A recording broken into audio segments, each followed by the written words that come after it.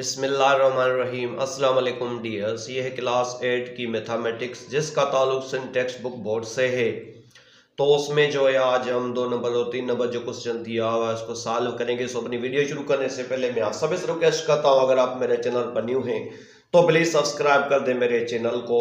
सो dears बहुत easy है, इनको समझते हैं। Asad borrowed rupees 25,000 from a bank at the rate of 8% per annum for 4 years. Find the markup of the bank। तो असद ने बैंक से 25,000 रुपये उधार लिए हैं एट द रेट ऑफ 8% के हिसाब से। उसने जो है 4 साल के लिए 25,000 रुपये उधार लिए हैं, तो उसका मार्कअप हमने मालूम करना है। तो आपको मैंने बताया था अपनी प्रीवियस वीडियो में कि एक होता है प्रॉफिट, एक होता है मार्कअप। तो मार्कअप अब ये है कि जब हम पैसे बैंक से कुछ पैसे उधार लेते हैं तो उसके बदले हमें कुछ एक्स्ट्रा पैसे देने होते हैं। जैसे यहाँ पर परसेंटेज में बताया गया है 8% के हिसाब से हैं 4 साल के लिए। तो मालूम करते हैं कि उसको कितना जो है बैंक को वो है मार्कअप देना पड़ेगा। तो बहुत इजी है, हम यहाँ पर लिखेंगे I is equal to PRT। जी हाँ, I is equal to PRT है। तो I मतलब ये प्रॉफिट के लिए भी है और मार्कअप के लिए भी है। तो अभी हमने जस्ट मार्कअप मालूम करना है, तो I यहीं पर पड़ा रहेगा। और P मतलब प्रिंसिपल अमाउंट मतलब जो ओरिजिनल पैसे हैं, कितने बैंक से लिए हैं 25,000 रुपये, उनका रेट कितना है डियर्स 8% है। तो 8/100 कर देंगे और मल्टीप्लाई टाइम पीरियड कितने के लिए 4 साल के, तो हमने जस्ट यहाँ पर 4 लिख देना है। तो उसके बाद हमने क्या करना है डियर्स, 2 0 यहाँ से खत्म कर देनी है, 2 0 यहाँ से खत्म कर देनी है। तो यहाँ पर हमें मिल जाएगा कितना 250। जी हाँ 052 और 84 कितना बन जाएगा 32। तो हमने जस्ट अभी इनको हमने मल्टीप्लाई करना है। तो 2 0 0 then 5 to 10 1 यहाँ पर आ जाएगा 2 2 4 then 1 5 मल्टीप्लाई 3 0 0 5 3 15 3 2 6 then 1 7। तो यहाँ पर बन जाएगा 0 0 then 10 then 8। तो बहुत ही इजी वैसे हमने मालूम कर दिया कि डियर्स अगर असद 25,000 रुपये जो है उधार ले रहा है बैंक से 8% के हिसाब से 4 साल के लिए, तो उसका जो मार्कअप बनेगा वो 8,000 रुपये, मतलब वो है जो उस पर एक्स्ट्रा पैसे देगा। 25,000 पर कितने एक्स्ट्रा पैसे देगा, मार्कअप 8,000 रुपये का। तो आई होप आपको बहुत अच्छे से समझ में आ गया होगा। और उसके बाद तीसरा नंबर यहाँ पर दिया हुआ है, Naseem receives a profit of rupees 27,000 at the rate of 12% per year for 3 years। Find the original investment. तो यहाँ पर यह है कि नसीम को जो है प्रॉफिट मिला है, मतलब उसने कुछ पैसे अपने बैंक में जमा कराए हुए हैं और उस पर उसको प्रॉफिट मिला है कितना 27,000 रुपये का 12% के हिसाब से, और 3 साल के लिए उसने वो रकम जो है बैंक में जमा करा के रखी है। तो फाइंड द ओरिजिनल इन्वेस्टमेंट। तो अभी हमने ओरिजिनल इन्वेस्टमेंट मतलब जो है प्रिंसिपल अमाउंट मालूम करना है कि कितने पैसे उसने जो है बैंक में जमा करवाए हैं जिस पर कि उसको 27,000 रुपये मुनाफा मिला है या इंटरेस्ट मिला है 12% के हिसाब से 3 साल। क्या करते हैं, I is equal to PRT के इक्वल होता है।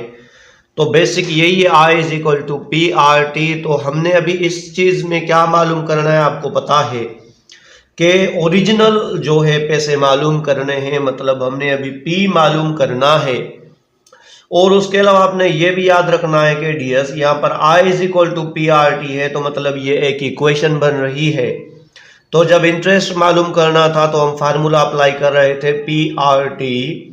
तो अभी जब हमें प्रिंसिपल अमाउंट चाहिए तो P यहाँ पर ही लिखेंगे और आपको पता है यहाँ पर मल्टीप्लाई है तो P यहाँ पर लिखेंगे। बाकी लेफ्ट में हमें R देन T मिल रहा है, तो अभी हम RT को जब दूसरी साइड लेके आएंगे तो ये मल्टीप्लिकेशन डिवीजन में कन्वर्ट हो जाती है। तो R मल्टीप्लाई T यहाँ पर क्या हो जाएंगे, डिवाइड हो जाएंगे। तो आई होप डियर्स आपको बहुत अच्छे से समझ में आ गया होगा कि यहाँ पर हमने क्या मालूम करना है, प्रिंसिपल अमाउंट मालूम करना है। तो उसके लिए हम क्या करेंगे, P यहीं पर ही रखेंगे, R देन T जो है मल्टीप्लाई हो रहे हैं तो दूसरी साइड जाके क्या हो जाएंगे, डिवाइड हो जाएंगे। तो अगर इसको ऐसे भी लिख सकते हैं, R इसको सीधा करके लिखेंगे तो P is equal to I upon R multiply T बन जाएगा। तो डियर्स अब जो है अभी बहुत इजी बन गया, अभी हमें सब कुछ दिया हुआ है यहाँ पर। तो I यहाँ पर क्या है, 27,000 का है, तो I हम लिखेंगे 27,000, मतलब इंटरेस्ट जो मिल रहा है वो 27,000 का मिल रहा है। रेट जो है यहाँ पर परसेंटेज वो 12/100 है, मल्टीप्लाई टाइम पीरियड कितना है 3 इयर्स का, तो हम जस्ट यहाँ पर 3 लिख देंगे। तो एक दफ़ा फिर यहाँ पर लिखेंगे 27,000 अपान में आएंगे तो यहाँ पर बन जाएगा 36/100। और आपको ये भी पता होना चाहिए डियर्स कि यहाँ पर अभी हम इसको क्या करेंगे, 27,000 सेम लिखेंगे और इस अपान का मतलब है डिवाइड, तो डिवाइड कर देंगे 36/100 के साथ।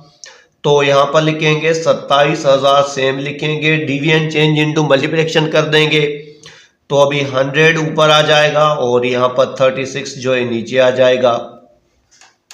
तो अभी हम क्या करेंगे डियर्स कि यहाँ पर टेबल पढ़ेंगे 12 का, जी हाँ 12 का टेबल पढ़ेंगे। तो 1 12 देन 2 12 24 देन 3 12 36 बन जाएगा। तो यहाँ पर 12 का अगर 3 टाइम टेबल पढ़ते हैं तो 36 बन जाएगा। और सेम यहाँ पर पढ़ेंगे तो आपको मैं बताता चलूँ कि डियर्स अगर आप यहाँ पर टेबल पढ़ते हैं 12 का 2250 टाइम तो ये कट जाएगा, आप करके देखना तो हो जाएगा। तो अभी यहाँ पर 12 का टेबल यहाँ पर पढ़ा 1 12 2 12 3 12 और यहाँ पर पढ़ेंगे 2250 टाइम्स तो यहाँ पर 27,000 मिल जाएगा। एक दफ़ा फिर 3 का टेबल पढ़ेंगे 133 देन 7 3 यहाँ पर बन जाएगा 21, तो 1 यहाँ पर आएगा और यहाँ पर 5 3 जो है यहाँ पर बन जाएगा